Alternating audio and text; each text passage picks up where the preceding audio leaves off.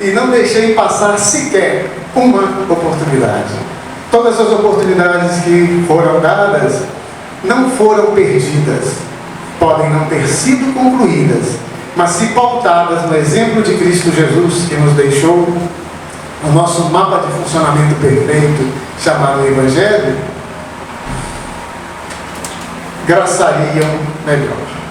Aquele que sai da pauta que Jesus nos deixou, do legado, do exemplo, das atitudes, das palavras, aquele que sai desse direcionamento, infelizmente, reduz o seu quanto vital. E reduzindo o quanto vital nosso, o que estamos promovendo em nós? Não uma eutanásia conforme nos primórdios da era cristã.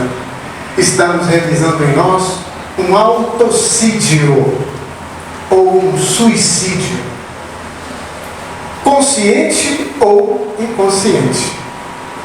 E aí somos responsáveis por isso, porque Deus não nos cobra nada, mas Ele deixou uma lei explícita para todos os reinos da natureza: reino vegetal, reino mineral, reino animal e reino hominal, segundo o grande cientista e biólogo Quadrefage de Brey, apoiado pelo médico Adolfo Bezerra de Menezes Cavalcante, que em 1908 e 1910, em um simpósio também internacional, ele testificou que o homem não é descendente do macaco. Até porque o homem tem 43 pares de cromossomos, 42 autossômicos e um par sexual. E que o homem, por portar os genes, no seu DNA, o X e o Y, ele é que determina o sexo da criança que vai vir a partir de um útero materno, advindo da fecundação do espermatozoide com a célula ovo. Se for o cromossomo Y que fecunde o gameta feminino, se for um Y, o da mulher é XX, o do homem é YX. Então, se for um Y que vai fecundar o óvulo ou o óvulo, que da mulher é X, vai advir um homem. Se for um cromossomo com a genética X, que vai fecundar o óvulo da mulher, XX vai vir uma mulher. Então a chance é 50%, e por isso o nosso pautar na espiritualidade, ele não depende da sexualidade para se autoafirmar. Depende das nossas necessidades de vivência para que possamos bem empreender a nossa acesse ou a subida para o Pai Celestial. E diante disso nós temos que praticar a eutanásia em nós, conforme os primórdios da era cristã. Posteriormente, em 1650 mais ou menos, olha, decorridos quantos séculos? 16 praticamente, quase 17, né? Então, o que acontece? Aí veio um outro cientista e colocou eutanásia como a morte assistida. Ou seja, a morte provocada. A morte assistida, a eutanásia passiva. A morte provocada, a eutanásia. Aliás, a morte assistida, a eutanásia passiva. A morte impedrada, a eutanásia ativa. Aí o conceito então de eutanásia passou a ser matar. Passou a ser você ser um criminoso. Passou a ser você ser um assassino, um homicida. Então, tem uma questão no Livro dos Espíritos, que parece que é 953, ela fala a respeito de direito do homem tirar a sua vida, ou a vida de outra? Não. Compete única e exclusivamente ao Pai Celestial. Cumpra o seu quantum de vida, retirado do fluido cósmico universal. Então temos que perseverar em muitas dessas situações, para que não venhamos a incorrer em suicidas. E a gente procura caminhos errôneos. Por isso cantar a música hoje, nesses termos, de que olhe para trás, veja quanta dor, súplicas de paz, clamando amor. E falando de amor, para todo ser nominal reencarnado, depois do protótipo humano, segundo André Luiz, que é no plano espiritual ainda, não é o espírito nominal encarnado, nós temos determinadas tendências de seguir a outras, ou os autóctones da Terra, ou outros que estejam como protótipos nominais, mas que não possuem ainda as suas atitudes voltadas para o infinito bem, tem suas mazelas. E nós, assim que adentramos ao corpo nominal, é como feita uma cirurgia espiritual em nós, colocando-nos em um corpo material, um corpo biológico, ao qual esse modelo organizador biológico, ao qual chamamos de alma e espírito, vai ter o domínio sobre este corpo. Este corpo vai executar o que o espírito ali encarnado está fadado a executar. E primordialmente falando, nos primeiros das nossas reencarnações, o homem primitivo, tal Homo sapiens, Neandertal, Cro-Magnon, Homo Java, Pithecanthropus, depois Pithecanthropus erectus. Foi quando o ser humano parou de andar assim e começou a bipedestar, ou seja, andar sobre dois pés, embora os braços longos, mas estes corpos foram sendo adaptados pelo MOB, modelo organizador biológico, o qual os engenheiros geneticistas siderais faziam as suas enxertias nestes espíritos candidatos a corpos físicos, que não seriam mais dos autóctones da Terra, mas gerando outros corpos a partir destes, pela junção sexuada, mas não gerando aqueles outros primatas, mas gerando corpos para espíritos que já estivessem um pouco mais em assembramento ou em evolução espiritual.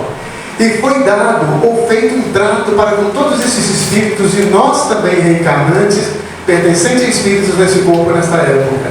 Qual foi? É dado a vocês, é dado a todos, é enxertado em todos o livre-arbítrio. E é enxertado em todos o amor. Agora, é também enxertado neste espírito nominal o egoísmo como uma condição precípua. Qual é a condição?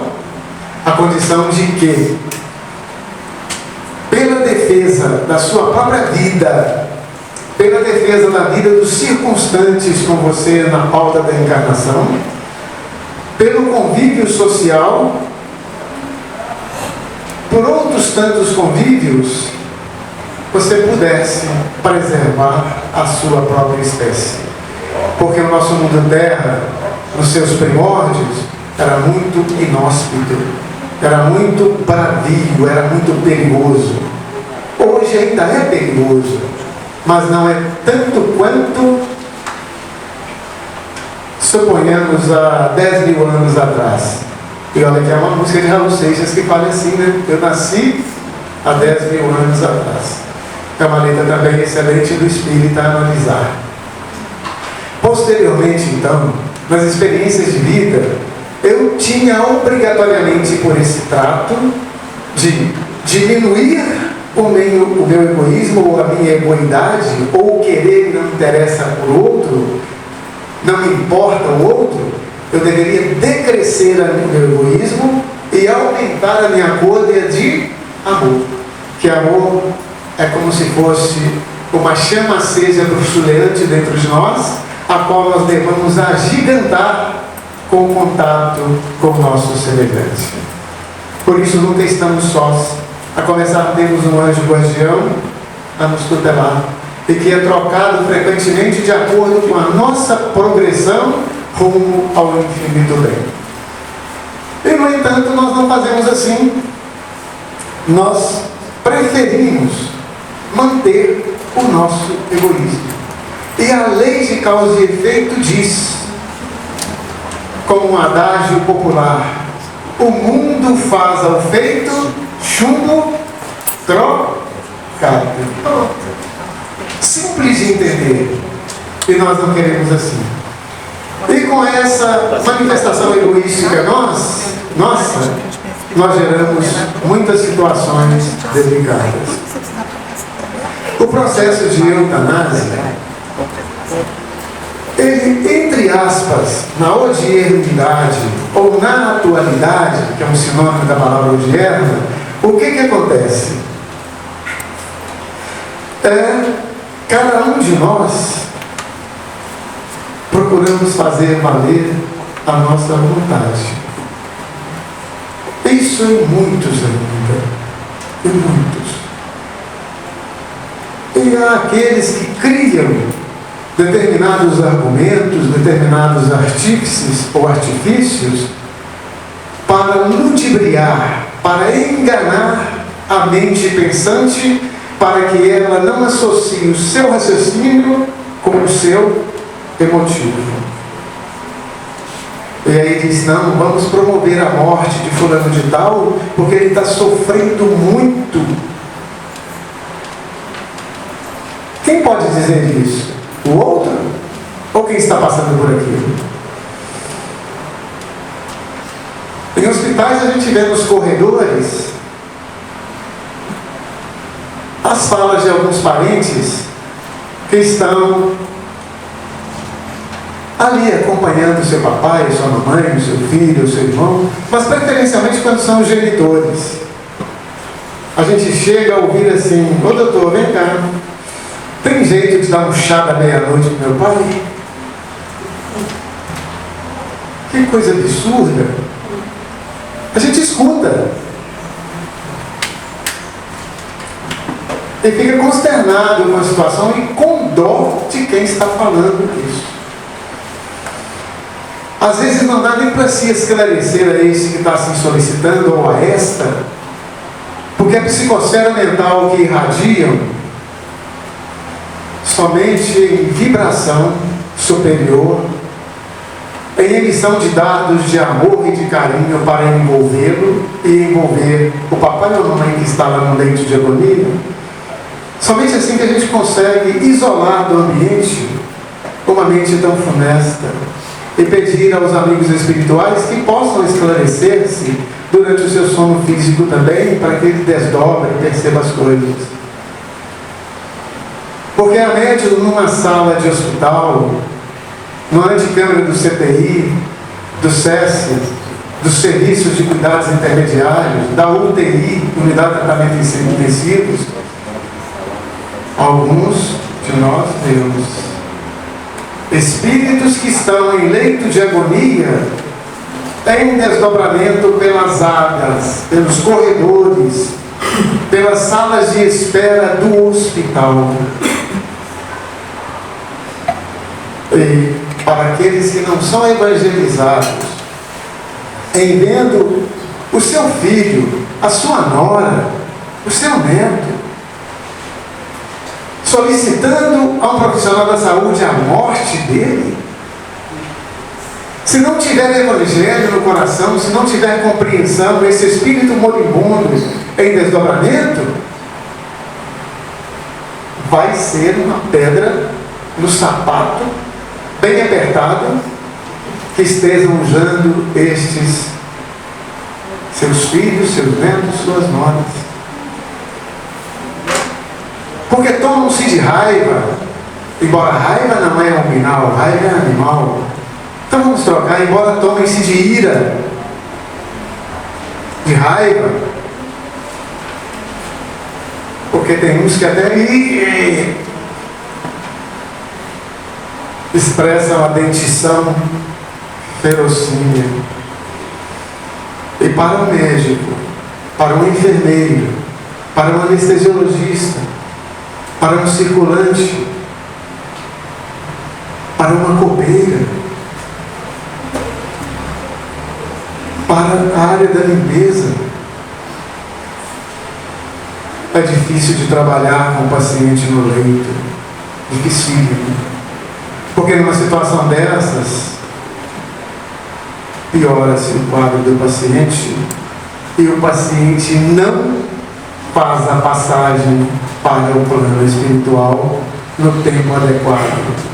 E a espiritualidade que está ali assistente para promover os desenlaces dos laços perispirituais para com o corpo físico, não o conseguem com facilidade. Porque o espírito quer sair daquele leito e descontar. Quer sair daquele leito e passar as coisas em branco, passar a limpo. Mas o tempo de fluido vital que tirou do fluido cósmico universal já está zerando, ou já está praticamente zerado. E a espiritualidade superior encarregada desse desligamento tem trabalhos sérios que podem durar 20 minutos, o que é em média, mas pode durar às vezes 2, 3 dias para que isso aconteça. Agora, quando o espírito que está ali, ainda com o controle somático daquele que está no leito de morte, vê uma situação dessa em seu desdobramento, mas é evangelizado, é cristianizado, muitas vezes a gente vê um pai ou uma mãe ou uma avó em desdobramento numa cama de CTI, que coloca o paciente na posição de Fowler, de Trendelenburg e de outros facilitadores para procedimentos médicos. Está em desdobramento lá no corredor, lá na sala de espera, abraçando o seu filho, o seu neto, a sua nora. Oh, meu filho, não pensa assim de mim, não queira isso para mim. Porque em fazendo aos outros, que os outros fazem a nós, não te ensinei e não te dei essa educação, nem esta maneira de tratar as pessoas, principalmente aquelas indefesas, tal e qual estou no meu corpo físico agora, mas porém em desdobramento ainda, com essa volitação. Procure ouvir as minhas palavras no recôndito da tua mente e marcar a ferro e fogo no cerne da tua alma. É doloroso a gente ouvir isso e ver. Em muitos hospitais, e essas experiências temos principalmente, segundo a minha passagem e estágio por um hospital, o Hospital das Clínicas de Belo Horizonte. CTI, UTI e SES. E pronto-socorro, João 23. A gente fica enternecido com ambas as situações. Do parente com ódio. Do parente com amor. Para com aquele encarnado que está ficando, mas que também vai ter o seu fim de viagem, tal e qual estes que estão viajando agora. E muitas das vezes, o comentário, tomara que meu pai morra, que aquele carrão que ele tem, que nunca me deixou dirigir, eu vou pegar. Depois eu tiro a minha carteira de condutor automobilístico. Quero ver o que meu pai ou minha mãe tem trancado naquele quarto que tem lá um cofre. E que eu já sei que o segredo do cofre está lá na foto do meu primeiro irmão, a data de nascimento dele. Vou tirar tudo e gastar. Meu pai foi muquirana comigo.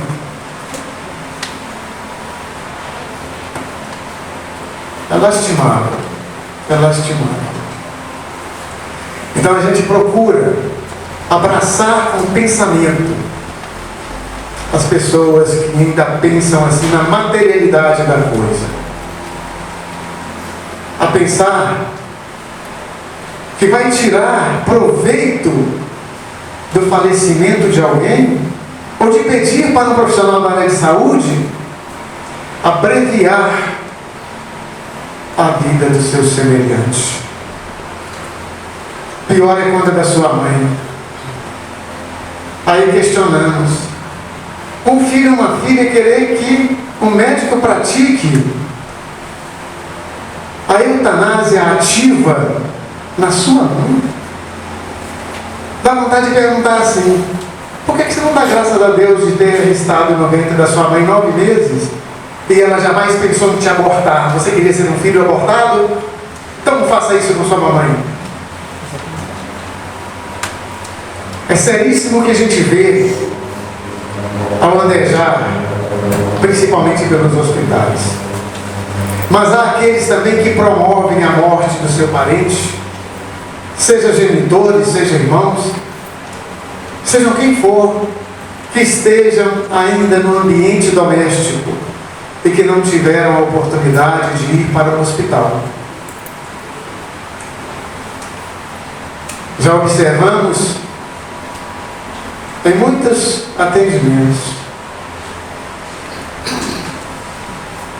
o pai, ou a mãe, ou o irmão estão dando muito trabalho, está um peso morto na cama.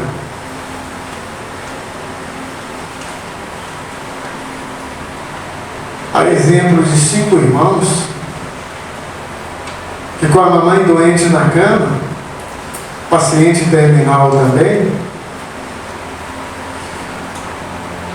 não movimentavam a mamãe na cama. E as escalas de decúbito vêm, aquelas feridas horrendas nas costas, nas nádegas, na região gemelar, nos calcanhares, porque não tem um que pode movimentar a pessoa na cama. Não pode mudar de decúbito, decúbito ventral, decúbito dorsal, decúbito lateral, posição de Sims, que são posições, infelizmente, que muitos não conhecem, mas que é a movimentação do paciente no leito, tanto hospitalar quanto caseiro. Ah, meu pai está com uma escara.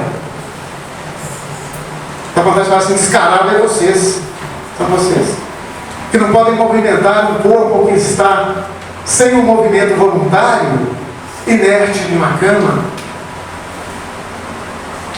A escara está dando por causa do atrito constante, e aí gera a morte tecidual do próprio corpo que está ali na cama, e vem a deteriorização. E nós que temos cerca de 75 trilhões de células físicas em nós ou somáticas, nós temos aproximadamente 90 trilhões de micro-organismos que vivem em nós, que são simbióticos a nós, e outros que promovem doenças em nós, que são comensais de nós e que são nossos auxiliadores. E numa hora de escala dessa, a ferida vai apodrecendo, porque o taxiamento leucocitário, que são as células brancas de defesa do nosso corpo, vão tentar remover aquilo. E elas então, imagine uma célula redonda fazendo uma invaginação ou criando uma boca em si própria.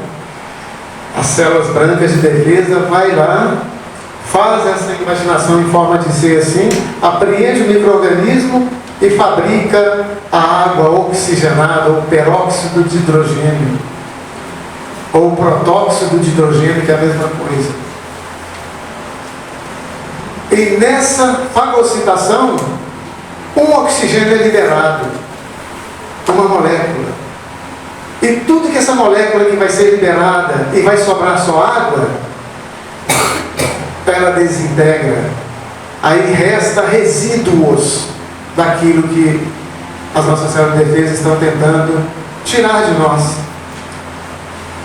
Então a água oxigenada fabrica os nossos leucócitos, é um dos componentes para vencer o que agride a nós. Só que nós não podemos beber água oxigenada. vai dar um transtorno muito grande em nós. Aí começa a apodrecer. E apodreceu outros micro-organismos da cama, do ambiente, o ambiente hospitalar, o ambiente caseiro. O que vai promover nesse paciente? Uma viremia, uma bacteremia ou um aumento exagerado de fungos. E a resistência da pessoa vai por terra e ele acaba morrendo antes do esgotamento do seu fluido vital. O que aconteceu aí? Uma eutanásia? Não. Aconteceu um distrato, uma falta de respeito, de decoro, de atenção, de misericórdia, de socorro a quem não tem todas as suas funções. Então aconteceu uma distanásia, que é um outro ramo da eutanásia. Aconteceu a falta de atendimento, a falta de socorro, a falta de auxílio, a falta de fraternidade. Estão ilesos da lei de causa e efeito? Não. Lei de causa e efeito é uma lei que é inexorável e inflexível para todos. É lei de Deus. É lei natural. Deus não castiga, nunca, porque senão ele deixa de ser Deus. Porque o castigo, embora muitos falem que é corretivo, mas na maioria das vezes ele é vingativo. Não faz do meu jeito, então toma.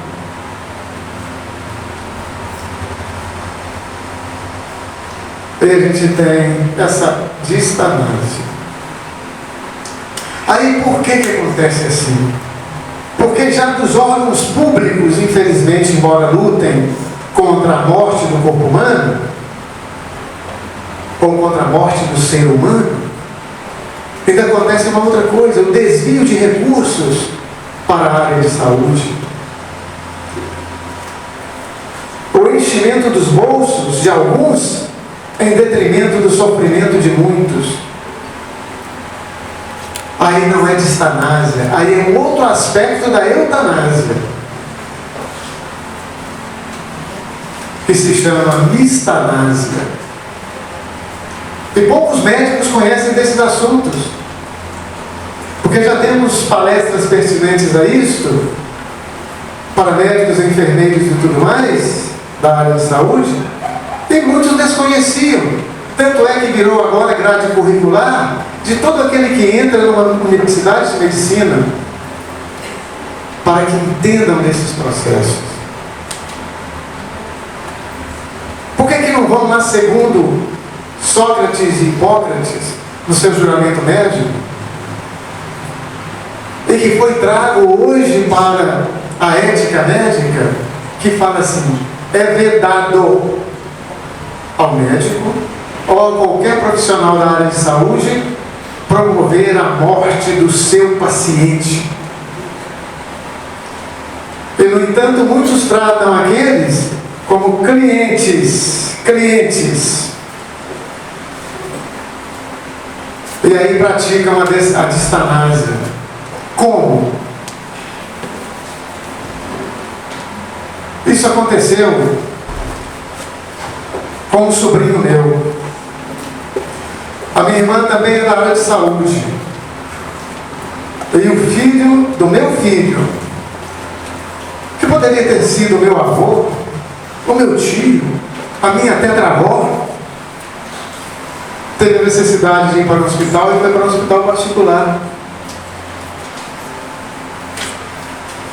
E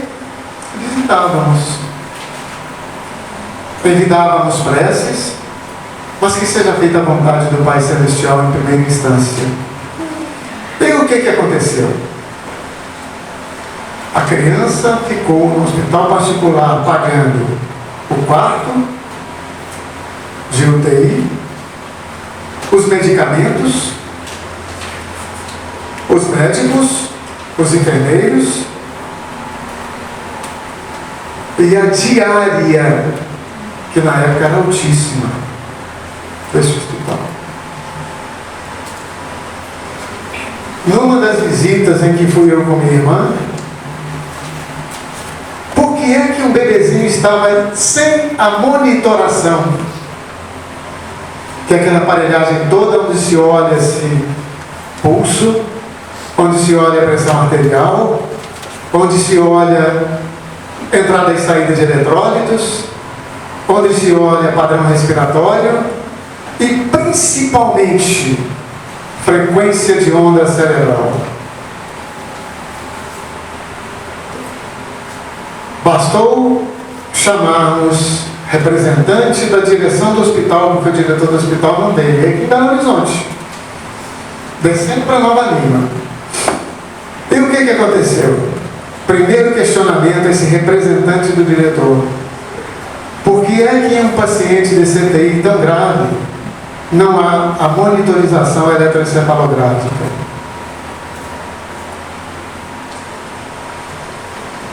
E meu filho está devendo até hoje ao hospital, pagando. Isso é uma distanásia praticada por um ambiente médico, onde muitas vezes o dono de um hospital não é um médico, não é um enfermeiro, não é um veterinário, é um empresário que não quer paciente, ele quer cliente. Posteriormente à visita, fomos para casa. Pouco antes das 11 horas da noite, foi comunicado ao meu filho que o filho dele havia falecido. Poucas horas depois do questionamento em que eu e minha irmã fizemos com autoridades de profissionais da área de saúde. Então o hospital sabia que ia ser processado. No entanto, não fizemos essa situação de protesto, porque a cada um de acordo com a sua falta e a cada um de acordo com a gravidade da sua falta. Porque a distanásia médica consiste em o profissional da área de saúde promover manobras, promover medicações, promover situações que maltratem o corpo físico, dificultando a saída normal do seu espírito para o interregno ou pátria espiritual.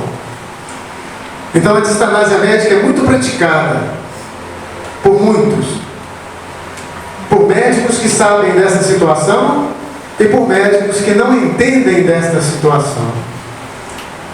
Então ficamos à mercê, ficamos às mãos de uma sociedade ou de uma comunidade que era para preservar a vida com dignidade, respeito e atenção. E, no entanto, se torna como urubus numa carniça, para ir iludindo aqueles que são afetos a quem está no hospital, possam desfazer de tudo que tem na esperança de recuperar ou salvar a vida de fulano de tal, e médico não é Deus. Não.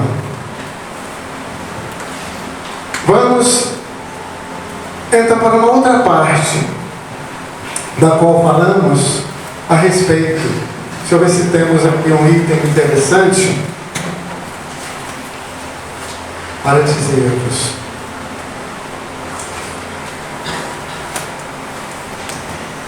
É pena que está faltando poucos minutos, né? Vamos ver aqui, praticamente tudo já falamos. Eutanásia nos animais.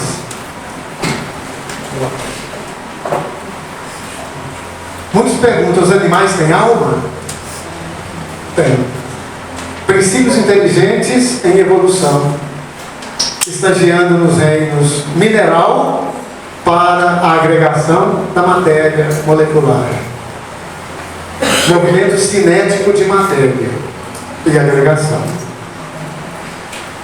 Se for para formar um composto chamado ouro, vai ter que ter ouro com ouro.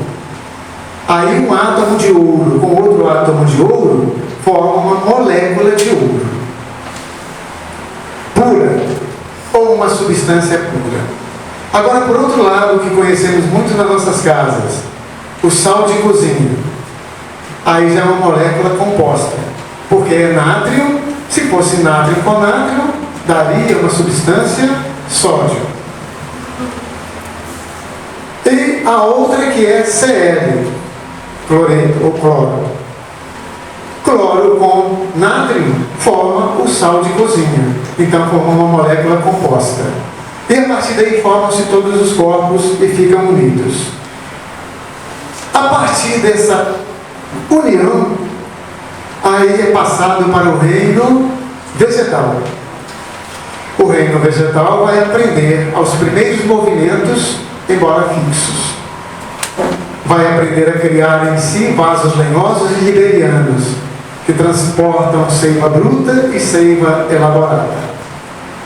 Transportando seiva bruta e seiva elaborada num sistema fechado. E algumas plantas, ou alguns representantes do reino vegetal, que se chama fitoplânctons, que tem movimentação livre nas águas. Para que quando adentrarem no reino animal, terem o movimento livre e a circulação em um aparelho fechado ou semiaberto, ao qual nós chamamos aparelho circulatório, circulando outro tipo de protoplasma, ou então em nós no reino animal, do nosso sangue, para que mantenha a nossa vida.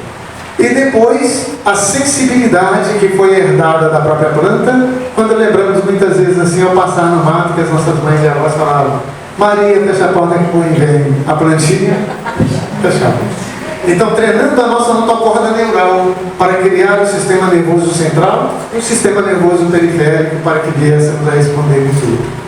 E depois a inteligência do homem, quando veio de todos esses aprendizados, dos princípios inteligentes, a constituir o nosso cérebro físico. Mas o animal, então, nesse caso, conforme proposto, a espiritualidade superior faz a retirada do espírito do animal, que é com E minúsculo, segundo explica o livro dos Espíritos nos seus prolegômenos, né? No seu início, e espírito animal com E maiúsculo, que é o do homem.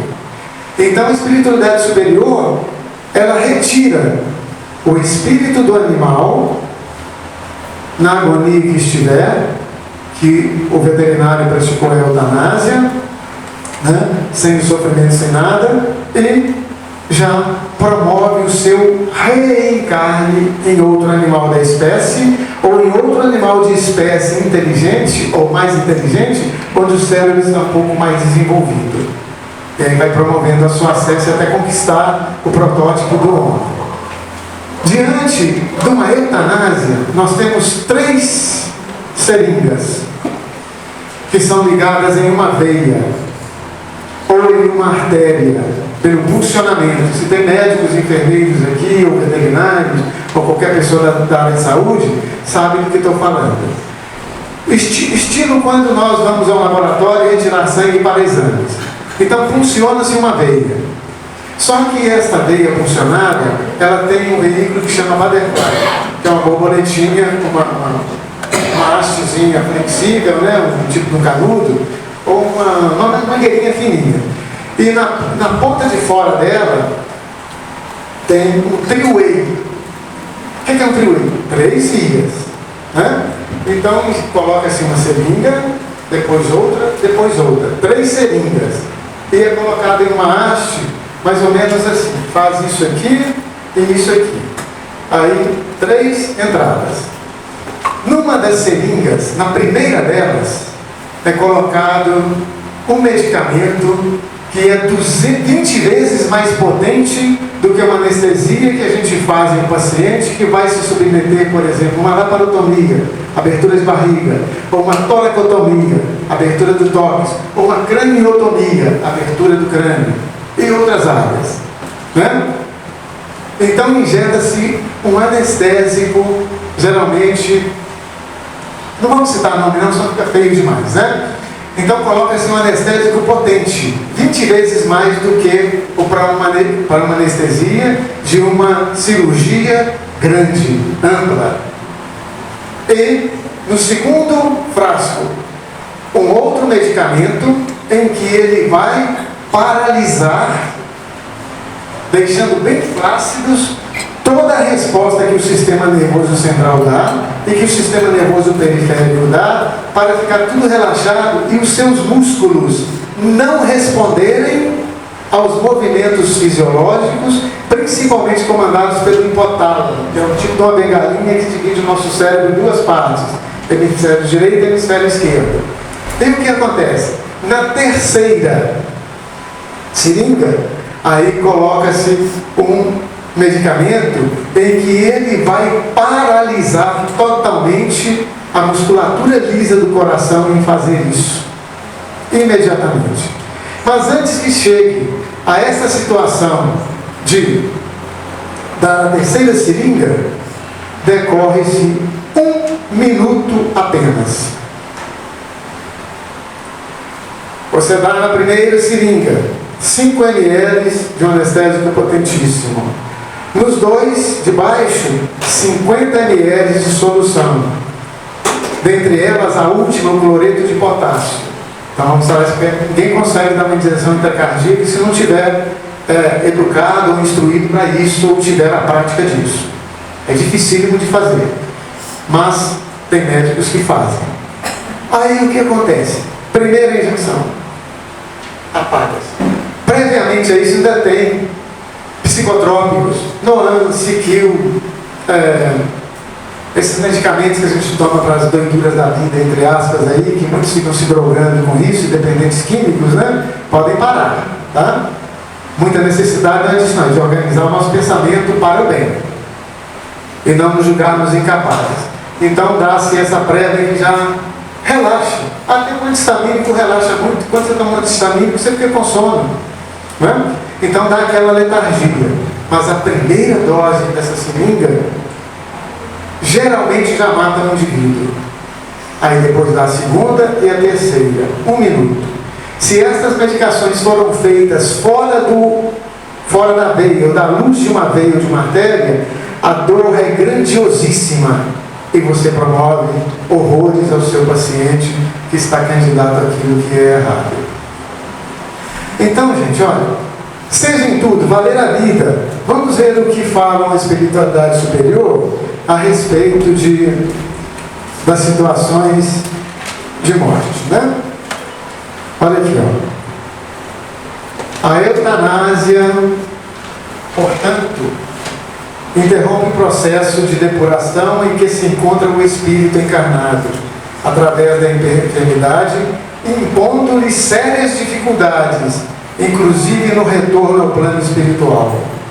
A falsa piedade atrapalha a terapêutica divina dos processos redentores da reabilitação. Fala-nos também a espiritualidade de que 1 minuto ou 1 segundo da nossa vida modifica a nossa passagem para a pátria espiritual. Ela é altamente significante.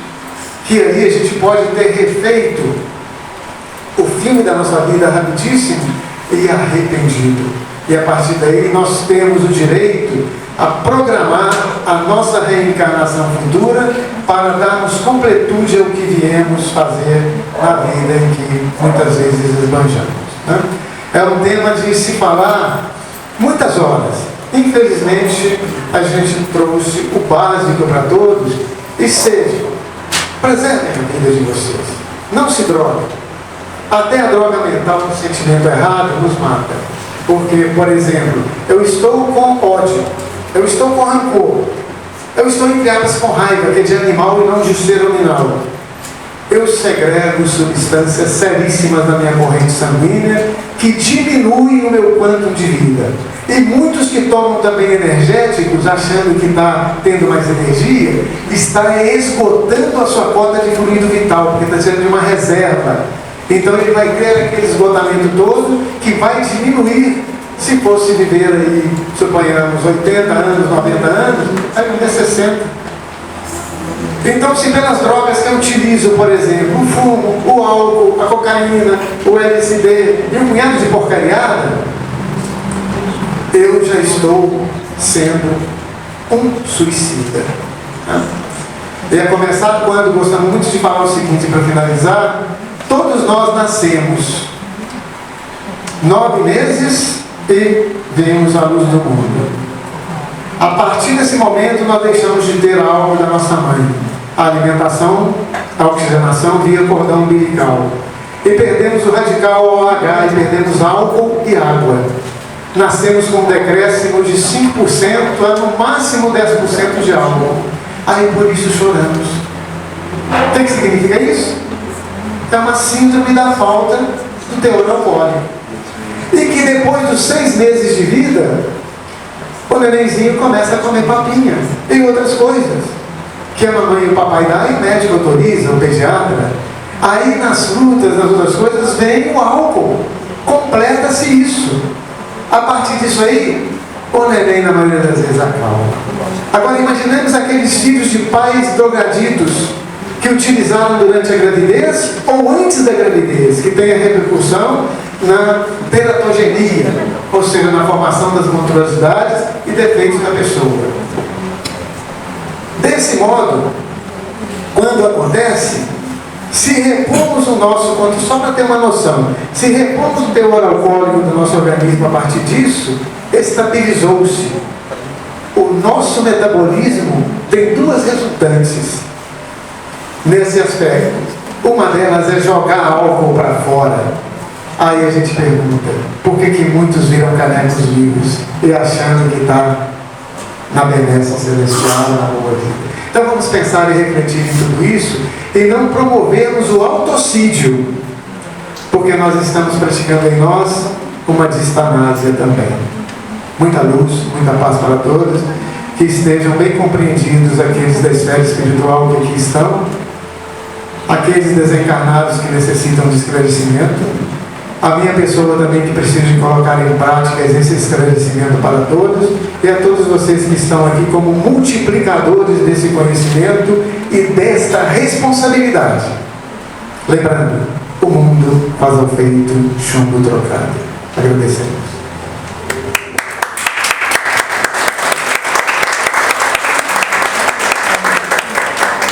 Renato, nós te agradecemos, tá? Trazer esse tema tão importante sobre a ótica espírita. E espero que tenha sido de grande valia. Foi de grande valia, pessoal? Foi. Pessoal, eu gostaria de agradecer primeiro, antes do lanche, a pessoas que puderam colaborar para que esse evento, esse seminário pudesse ocorrer. São elas: a Branca, então agradecimento ao Departamento de Espírita, tá, Branquinha? A Eliane, a Shirley, a Elisete, que trouxe pra gente a poesia, a Fanny, filha da Elisete, a Amanda e a Fanny, nossa evangelizadora. Agora a gente vai pro lanche.